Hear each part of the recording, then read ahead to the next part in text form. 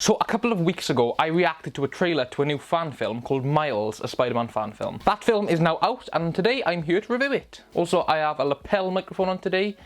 I had this a while ago, a friend gave it to me, but I never had like a DSLR or anything. And then I did get a DSLR, I forgot about this, but now I found it, so hopefully this is crisp audio, and hopefully I don't. So anyway, let's just get into the review. The top link in the description will be this fan film, so please go check it out, it's very good. The Fall of Spider-Man. This is kind of the opening scene to the film, and it's really, really good. So basically, Electro is about, he's been setting fire to all the buildings, he's been blowing stuff up, and Spider-Man is there to stop him.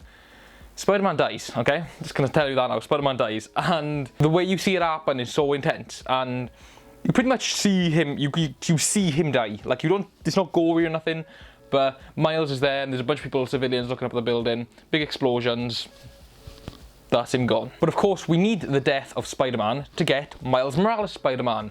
Now, in this, I feel like Miles was done perfectly.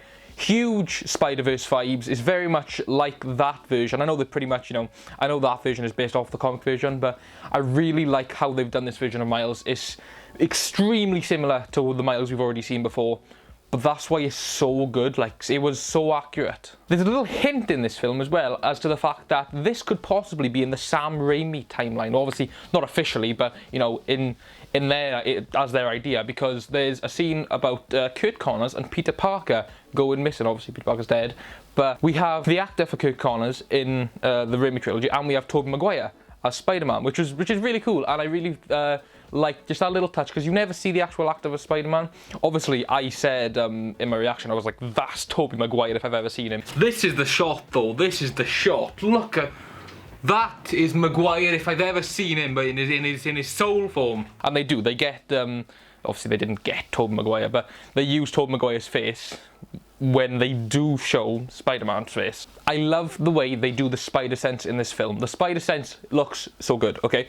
So basically the way they do it is, he's getting the sense, you know, because Shocker's on his way, whatever, and then everything kind of goes a bit orange and all like distorted, and then we have like the shot of a guy with a ball doing like a rotating shot, and that's really cool. You see Miles sense just everything. So it's the car that's causing it, but he can sense this random guy with a ball. He can sense this other. Yes, the Shocker is done really well in this film.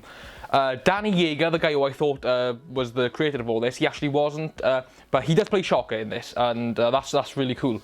The way they've done Shocker, I did mention about the low budget suit. I actually spoke with Danny, and he was like, oh yeah, Shocker's just starting out, he's just pulled things together. That's fine, that's fine. But the way they've done it, like the way his gauntlet works and like the visual effects on that is really good. But also just him as an actor, Danny as an actor, and the way that the character is shown. It's lacking the German accent, and I know, for example, Homecoming didn't do that. And I like, you don't see that a lot. But he was born in Germany, and you know, I'd like to see a Shocker with a German accent.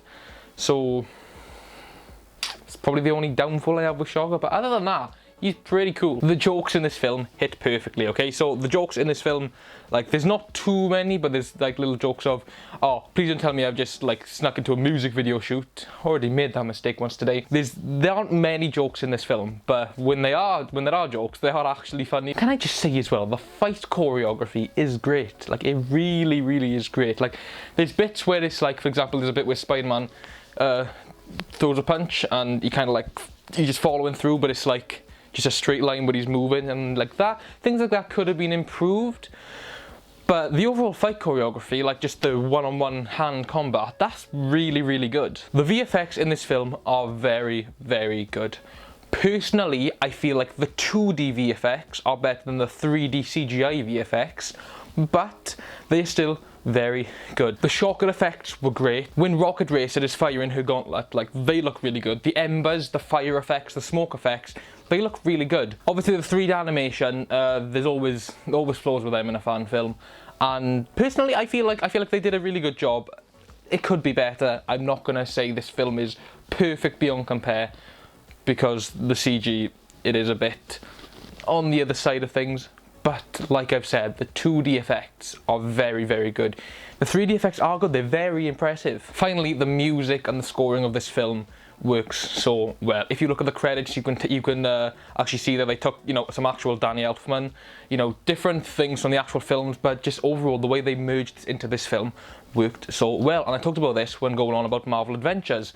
It was just very, it was tweaked down to perfection. It fit each scene it was in. There was never a scene where the music kind of had to pick up to catch it, or the scenes had to kind of pick up the pace to catch the music. They all flowed perfectly. And like, music in a film is half of the watch. You can have a film without music and it works, but you need to plan a film without music realistically, other than maybe you can kind of wipe it out of a few scenes. Without music, you've only got half a film, like with a lot of cases anyway. So the fact that they narrowed it down so much so that every piece of music worked with every scene, that is amazing. I really enjoyed this film, and I said when I watched the trailer that it looked like it had production value, and it definitely did.